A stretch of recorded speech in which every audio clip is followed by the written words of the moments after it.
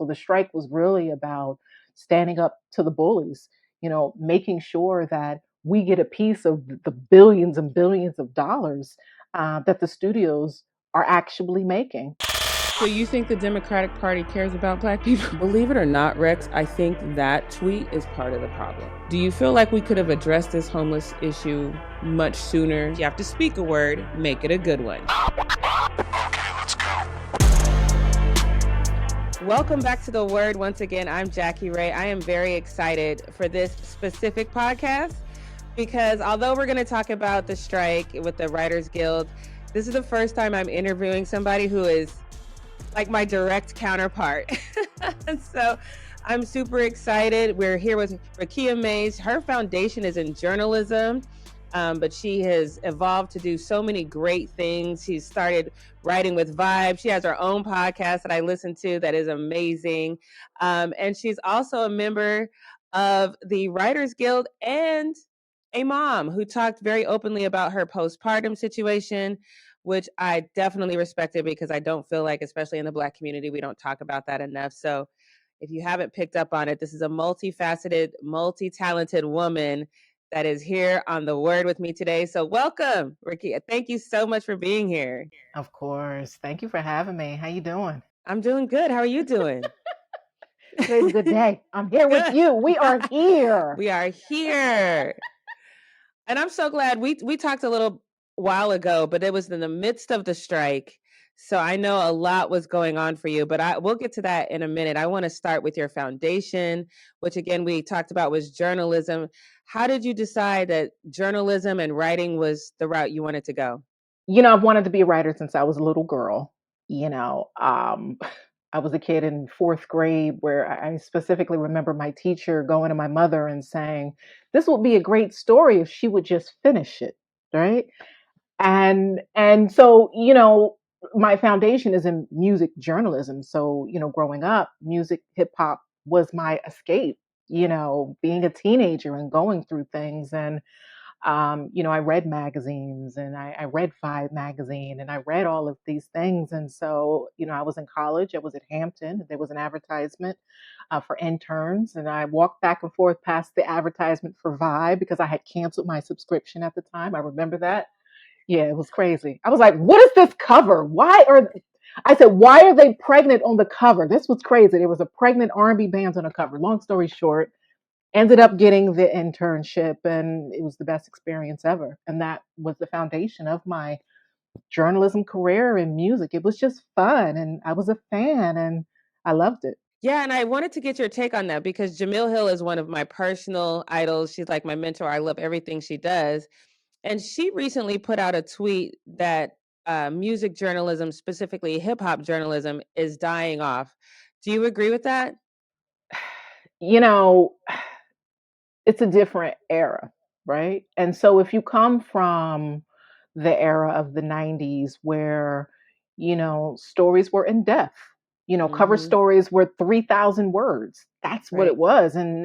But now everything's digital. Now there isn't enough long form journalism. So, and that's because of the digital world that we're in. And that's because, if you look at the stats and people are looking at, what drives people to their website, it's short. They just want quick things. They want, gossip, reality, and all of that. And so, yeah, if you came up reading long form stories, you're not going to get that anymore. Aside from that, the budgets have been cut.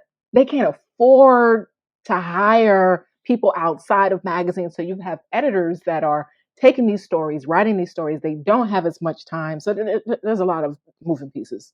Yeah, it's interesting you say that. I do not only for the Long Beach Post, I don't work just for them. I also do sports. And I get calls all the time that says, we want you to be a sports editor. And I'm like, oh, great. I've not done that yet. Let me put that in my wheelhouse just to find out they really want me to be a writer because they don't want to pay for that writing. And I'm like, that's not the same thing. No, it's not. It's not. It's a big reason why, I remember being burnt out with journalism. I remember just being ready to leave. I was tired of it. And aside from being tired, the ROI, wasn't enough. All the work that we put in, the booking the interview, the sending the emails, the research, the putting the questions together, the transcribing. If you're doing that, it takes a lot of time for the measly checks that they're giving writers now.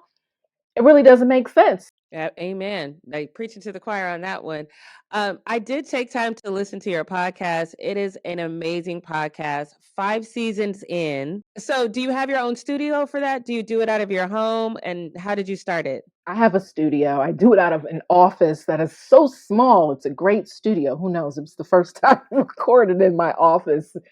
It's in Lakewood, and so yeah, I felt this need to come back. Aside from the strike, before the strike, I had been filling this pool and just sort of catching up on the news, and I kept reading about the death of Black community radio. Black community stations across the country is being shut down, taken over often by conservative radio or sports radio. And so, of course, the response is a community outrage, but we as African Americans, people of African descent here in America, we don't have a lot of ownership of a lot of these companies. And so our stories, even the positive things, the empowering things, are dying by the wayside. And so for me, Real Black News has always been my contribution to the culture, to the community. It's part of my legacy for my son to see. And so it's always been important for me to do. Now, I saw Real Black News, which is your podcast, was I think in the one of the top podcasts in 2019. That is incredibly hard to do because the podcast world is so saturated. So when you found out you were at the top of that long list, how did that make you feel? I mean, it felt great. I it's so great that imposter syndrome kicked in, and I found myself going, "This can't be right." Excuse me, editor, where did you get your stats? Like, real talking. um, but it always feels good. I think, at the top, at the time, 2019, yes, there were a lot of podcasts, but Mm-hmm. now, flash forward to 2023, it is a completely different beast. But I was always thankful that, people were listening and people appreciated it. Yeah, so that's where I learned about you having this amazing opportunity to work with Clyde Phillips, who is the director of Dexter, and you had an opportunity to work on an untitled show. Yeah, I did. And shout out to Clyde, creator and just the creator of Dexter. It's Showtime's most successful franchise. Whoa, yeah, I wrote this sample to get into a writer's room. You have to write a sample. It's called a spec, and my sample was about the music industry. It was about interns and journalists at a hip hop magazine, right? And something goes down and it's like, who did it? And that is the sample that got Clyde's attention. Never thought. And so just being able to be in that room with him, he's a legend, and so many just amazing talent in that room. And I came in at entry level staff writer. So just being able to sit back and learn how to pitch and listen and read his writing, which made me a better writer, to see how to build a TV show and really how it works was a really wonderful experience. I'm thankful to have had it. Yeah, and that's one of the things I wanted to ask because I probably watch more movies than I watch TV, but unless it's like a series on Showtime's, like I'm still into the Power series, even though they're crazy. Of But course. Of course. What? like Of like course. Tommy's my man. I gotta watch Tommy. everything. Yes. Raising Canaan, of course. All of that. So let me take it back when I say I don't watch that much TV, because clearly I do. Right. Right. I hear But you. I've always, as a consumer of good television, I feel like I'm a television snob. But as a consumer of it, I don't think we really understand what goes into writing a good show. Could you kind of break that down for us? Yeah, yeah. I mean, it's a lot of uh, planning, a lot of just different personalities coming together with their own takes on life, their own takes on the story, pitching. And so when you're in a room, you get there, some rooms start at 9 a.m., some start at 10 a.m., and you sit around and you just sort of throw ideas on the board and somebody's just writing them down. What about if this happens and this happens? And you literally go episode by episode by episode. And then once you do that, you start just sort of cutting things out as a team and you're breaking it down. It's a team effort. It really is. And so it's deeply collaborative. It's mental.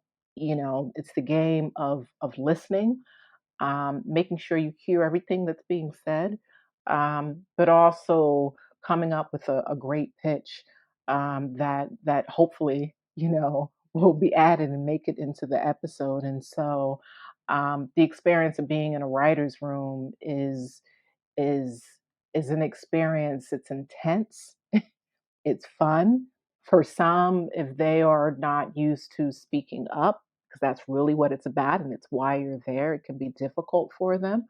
But it's about being confident. And listen, if you were chosen to be in this room of, whatever the size may be, 8 people, 10 people, maybe less sometimes. And so it's really about believing in yourself and believing that they chose you for a reason because you have something very special that they feel that you can add to the story, that you can add to the room.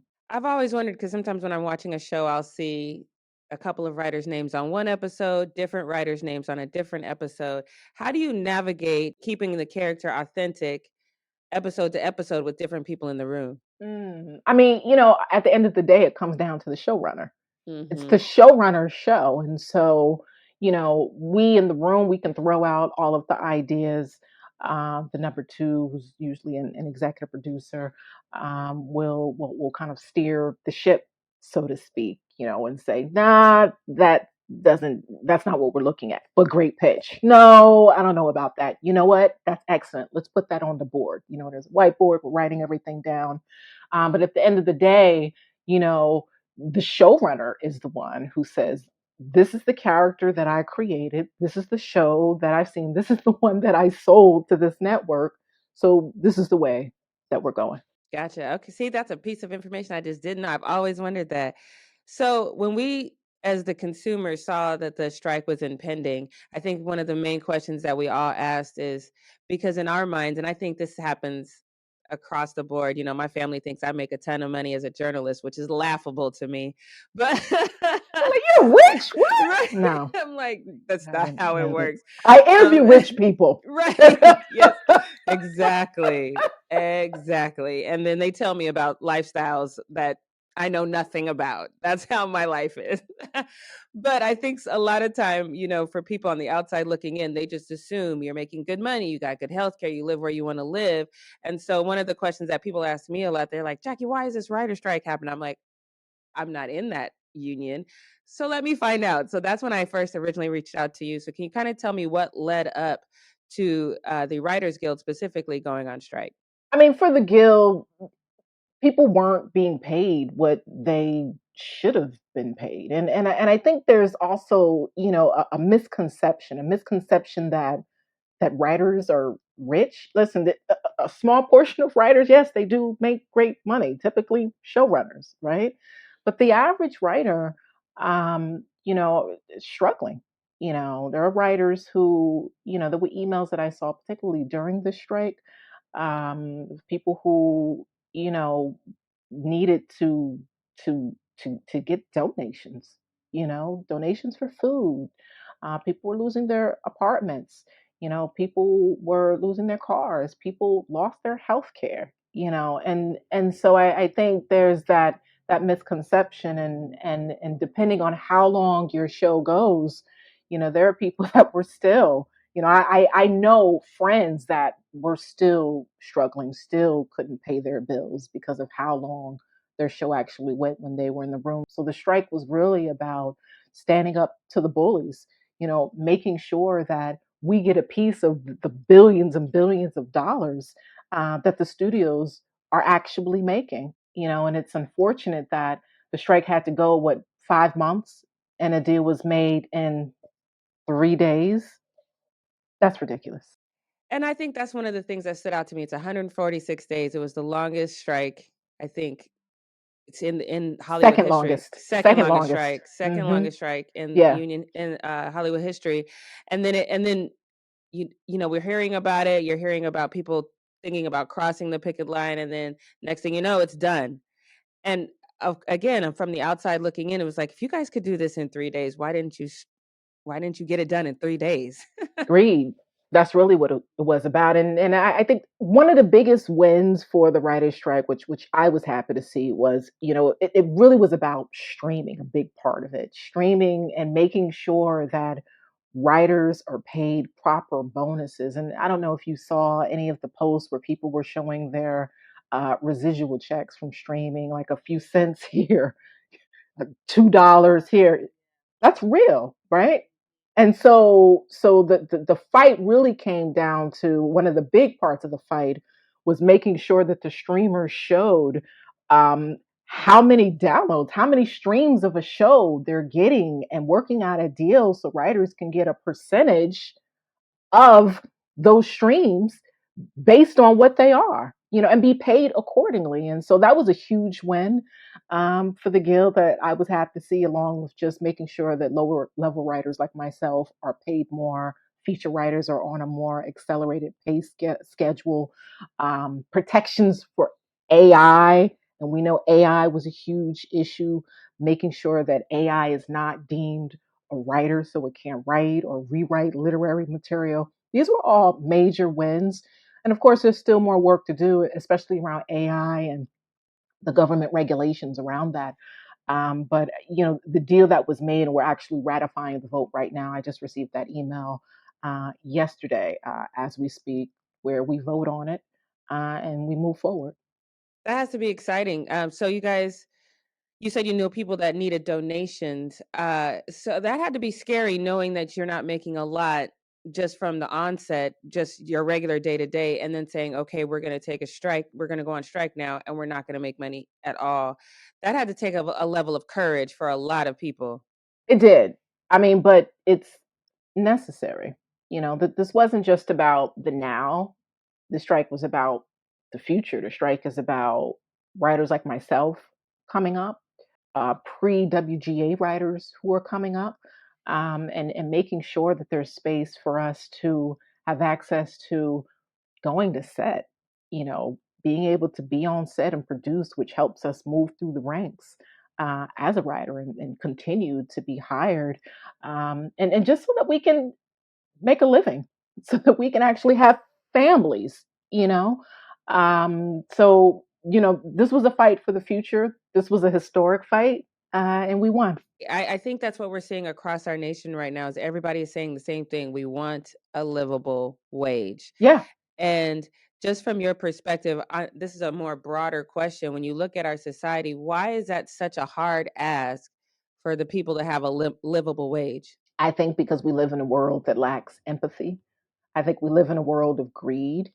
And I also think a big part of it right now is because of the pandemic. I think the pandemic changed everyone's perspective. People, had to look at their lives. People lost family members. People lost their living, their wages during that time. And we all had time to be inside and sit back and be like, this is ridiculous. Right. Enough is enough, right?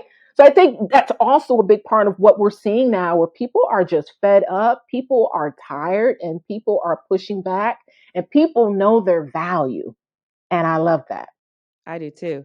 I do want to shout you out because I saw in your bio you had the privilege to work with Grandmaster Flash. I did. I Yes. need that Yes. backstory. Yeah. Yeah. Oh my God. So I was working at Sirius Satellite Radio, and I was, it was back in the day before satellite radio was cool. At the time, no one wanted to work in satellite radio. And so, I had this great opportunity. I was a journalist. I was a broke journalist. I wasn't making a lot of money. And my old college radio producer called me and said, we've got an opportunity for you. I think you should do it. And they paid well. I took it. And what they did was they made us all sort of producers of different shows. And they knew I had a hip hop background. And Grandmaster Flash came in, and they were like, do you want to work with Flash? I was like, why would anyone say no to working with Flash? Flash is, if you've ever seen any of his interviews, he speaks a mile a minute. He is a personality.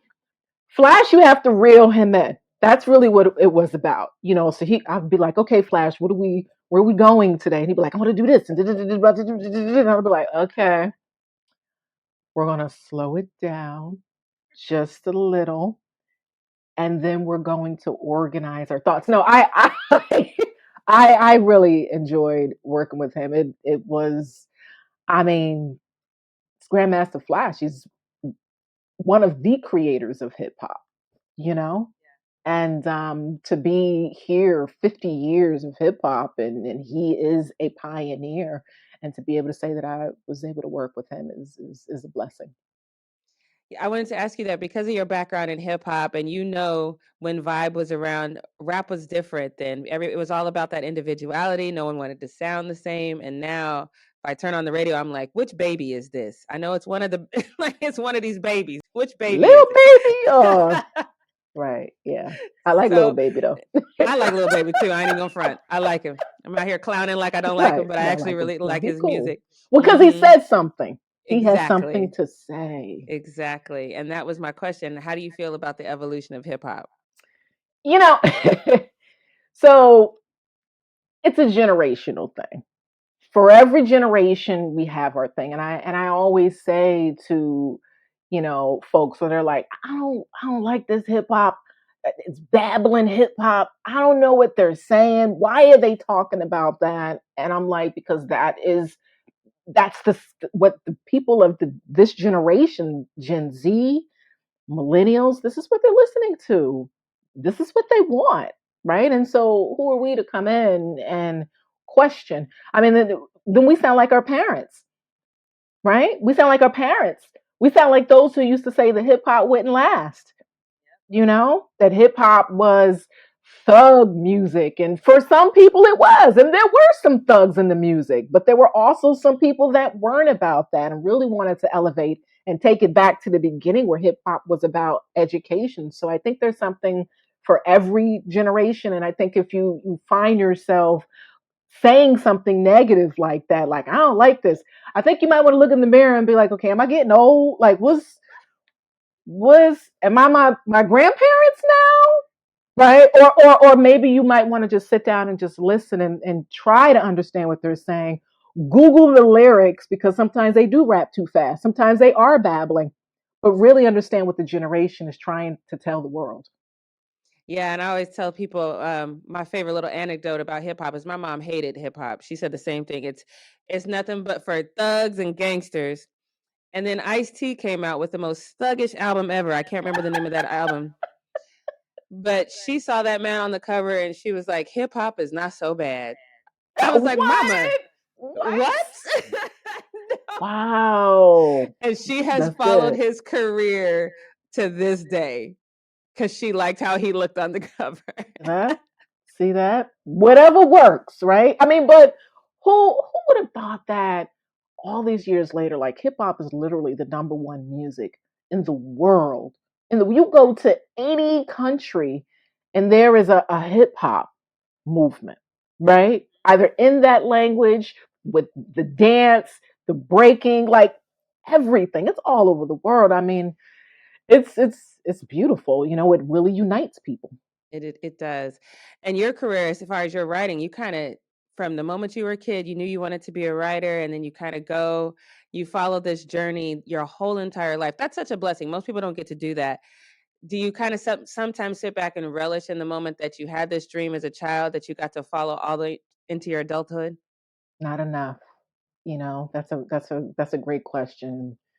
I'm gonna go meditate on that. Like, why don't you appreciate what you've done? Not enough. And you know, but there are times when, you know, if I am pushing back and I keep talking about imposter syndrome and feeling like, am I worthy of this? Do I deserve this? And, you know, someone says, hey, send your bio or send me a link to this. And then I'm forced to kind of read it, you know, and update it. And then it's a reminder for me. It's like, wait a minute, Raqiyah, you look at what you did. Why are you over there acting like you haven't done enough or acting as if you're not deserving to be there? You know, you do deserve it, you know, and you deserve so much more and there's more to come. So, yeah, thanks for that question. your voice. I just had to compliment your voice. You definitely have this voice that draws you in. So I just had your podcast is great. So we're gonna try to get you to the #1 podcast in 2023. Real Black news. Let's manifest that. Thank you. Cause man, like coming back, it's it's been a year and a half.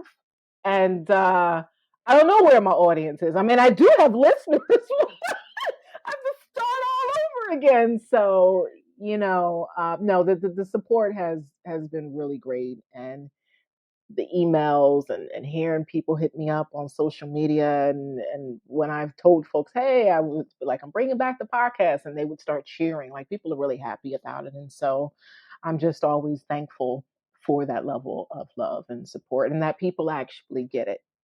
Yeah, and I covered the Black infant health a little bit here at the Long Beach Post, and we talked a lot about. I had a doula on the show, and you touched on this on your podcast, and I was so thankful that I was able to relate to it. I don't have children, but she talked about a lot of people just don't understand postpartum and how it manifests itself. And you said yours manifested itself with anger, and that resonated with me because I had learned something about it before, but I don't think a lot of people do. So can you kind of explain, did you know immediately this is a postpartum situation, or I didn't. I did and Mm, I didn't.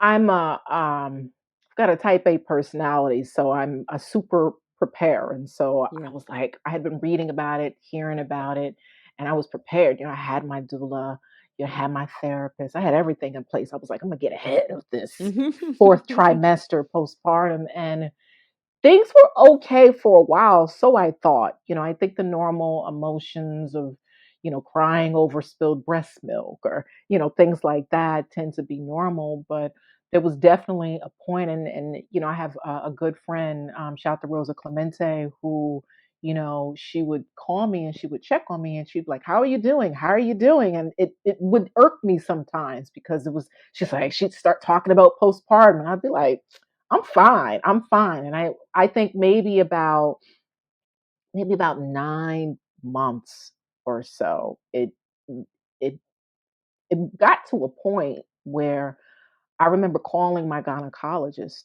and saying, I need something to help balance these hormones. Can you put me on birth control? What?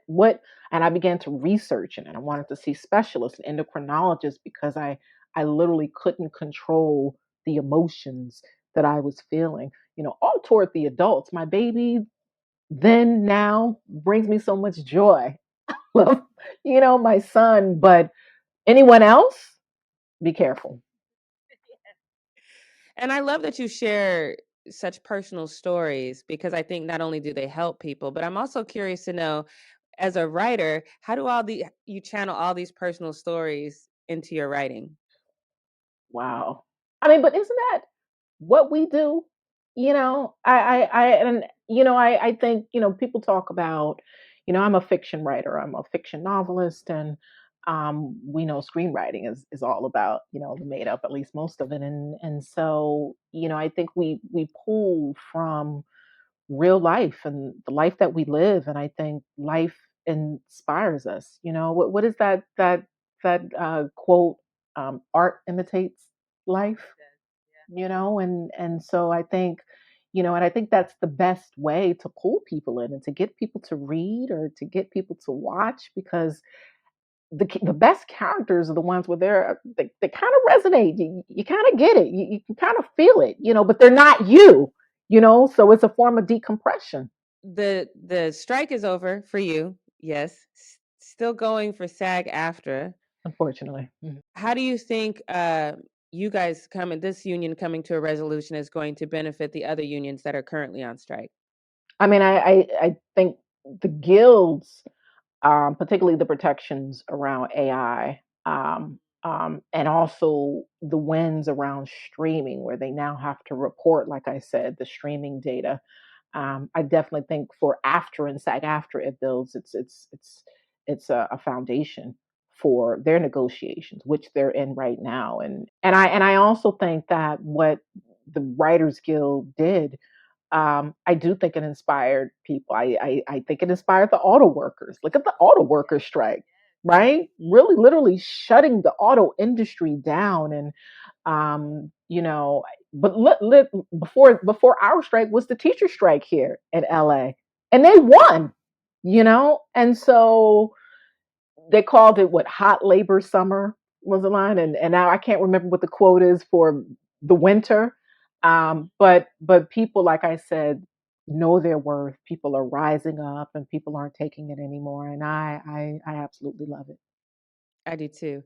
And I like what you said. People are getting to know their worth, and I hope that they continue to know their worth. And one way that they can continue to know their worth is to follow you on your journey as you share what you're going through. So I love that. Make sure you check out that website, Real Black, or the podcast, Real Black News. Where else can they follow you? Are you online, or where else can they follow I you? am. I am. I'm on Instagram at Raqiyah Mays. Yeah, Facebook at Raqiyah Mays. Twitter, but IG is the place that I absolutely love. You know, I'll just scroll through and look at some pictures and some comments. But yeah, I'd appreciate the love and appreciate the follow, and would love if folks can follow the podcast, and also leave a review. Tell me what you think and listen out for the next episode. Yeah, well, I'm a new subscriber, so I'm Thank you. excited for that.